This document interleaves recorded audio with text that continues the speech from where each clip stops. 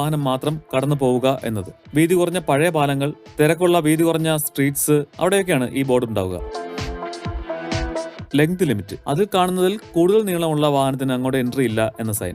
നേരത്തെ പറഞ്ഞ പോലെ തിരക്കുള്ള സ്ട്രീറ്റ് ആവാം, ടൈറ്റ് ആയിട്ടുള്ള വളവുണ്ടാവാം, നീളം കൂടുതൽ പ്രശ്നമാവുന്ന ഭാഗങ്ങളിൽ ഈ ബോർഡ് വെച്ചിട്ടുണ്ടാവും. പക്ഷെ ഇത് വേണ്ട പലയിടത്തും കണ്ടിട്ടുമില്ല. നോ പാർക്കിംഗ്, ഇതെന്താണെന്ന് അറിയാത്ത ആരുമില്ല. പക്ഷെ കണ്ടില്ല അറിയില്ല എന്ന് നടിക്കുന്ന സൈൻ. ഇത് പക്ഷെ പലർക്കും അറിയില്ലായിരിക്കും. ഇത് നോ പാർക്കിംഗ് സൈൻ തന്നെയാണ്. വെള്ള ബാക്ക്ഗ്രൗണ്ടിന് പകരം നീലയാണെന്ന വ്യത്യാസമുണ്ട്. നോ സ്റ്റോപ്പിംഗ്, നോ പാർക്കിങ്ങിന്റെ നെക്സ്റ്റ് ലെവൽ.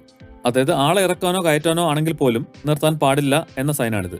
സ്കൂൾ ഗേറ്റിനോ ഹോസ്പിറ്റലിന്റെ ഗേറ്റിനോ അടുത്ത് അല്ലെങ്കിൽ വലിയ വളവുകളിലൊക്കെ വണ്ടി നിർത്തിയാൽ പിന്നിൽ വരുന്ന വണ്ടിക്ക് വിസിബിലിറ്റി ഇല്ലാതെ ആക്സിഡന്റ് ഉണ്ടാവാൻ സാധ്യതയുള്ള സ്ഥലമായിരിക്കും ഇത്. സ്റ്റോപ്പ് സൈൻ, റെഡ് സർക്കിൾ ഗ്രൂപ്പിൽ വരുന്ന ഓർഡർ സൈൻ. പക്ഷെ സർക്കിൾ അല്ല, ഒക്ടഗൺ ആണ്, 8 സൈഡുള്ളത്.